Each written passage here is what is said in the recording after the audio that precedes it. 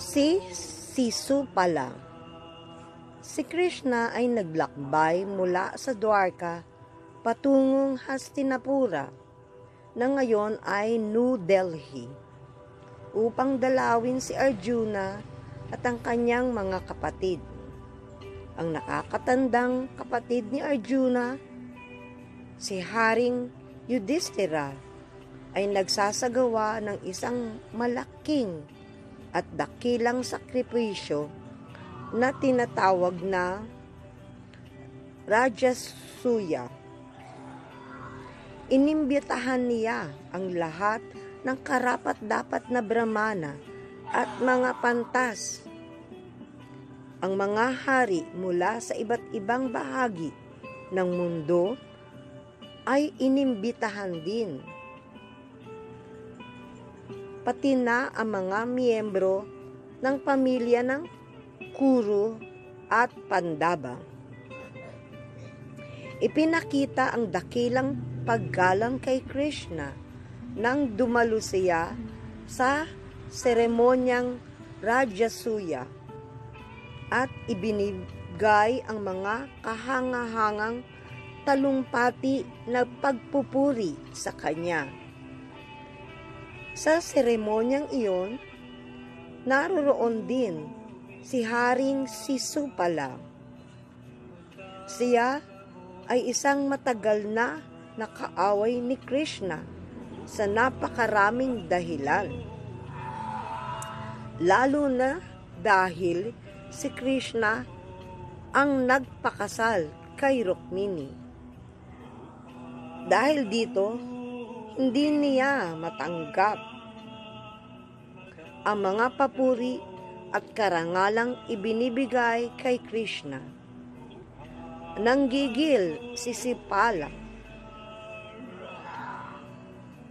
Bigla siyang tumayo, itinaas ang kanyang kamay at nagsimulang magsalita ng matindi at walang takot laban kay Krishna.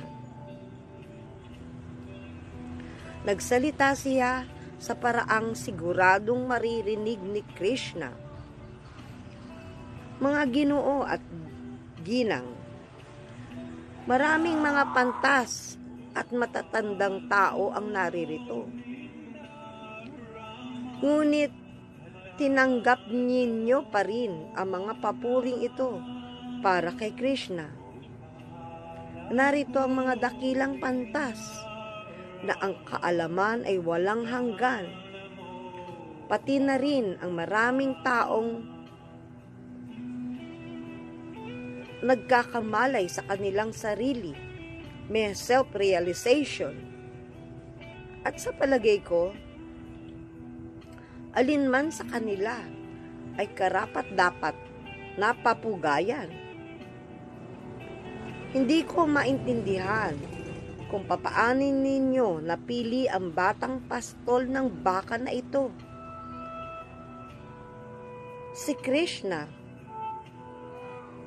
at iniwan ang lahat ng mga dakilang personalidad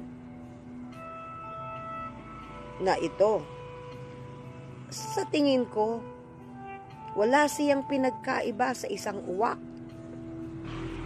Paano siya magiging karapat-dapat na tumanggap ng ganitong pagsamba sa dakilang seremonyang ito? Napakahangal ni Krishna na iniwan niya ang matura at nagkubli sa isang kuta na itinayo niya sa loob ng karagatan.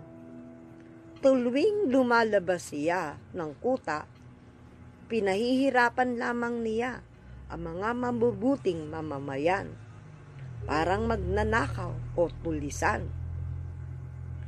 Habang patuloy na iniinsulto ni Sisupala si Krishna, nanatiling tahimik at hindi napipikon ang Panginoon. Tulad ng isang leon na hindi pinapansin ang pag-ungol ng mga asong gubat. Ngunit ang lahat ng mga naroroon sa pagtitipon maliban sa ilan na sumasang-ayon kay Sisupala ay naiinis. Tungkulin ng sinuman na kagalang-galang na tao na hindi tiisin ang paglapastangan sa Diyos o sa kanyang mga deboto. Ang ilan sa kanila na sa tingin ay hindi nila kayang tugunan ng maayos,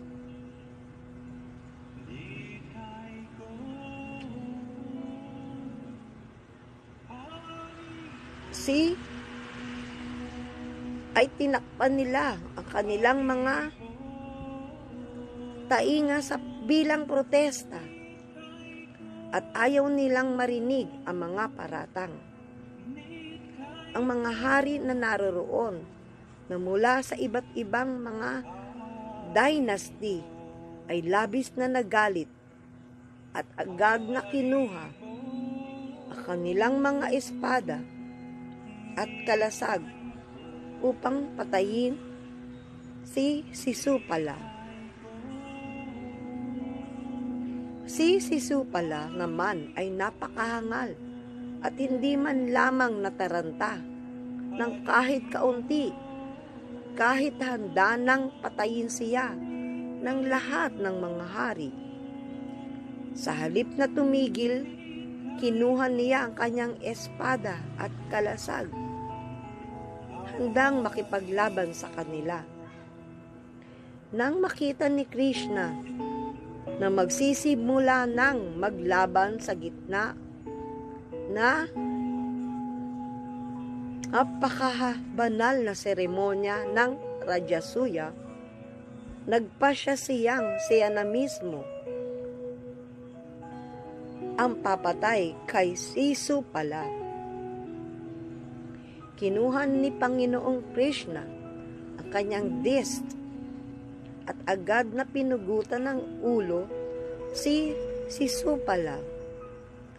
Nang mapatay si Sisupala, umalingaw-ngaw ang malakas na sigaw ng pagsang-ayon mula sa karamihan at sinamantala ito ng ilan mga hari na taga-suporta ni Sisupala upang mabilis na umalis dahil sa takot sa kanilang buhay.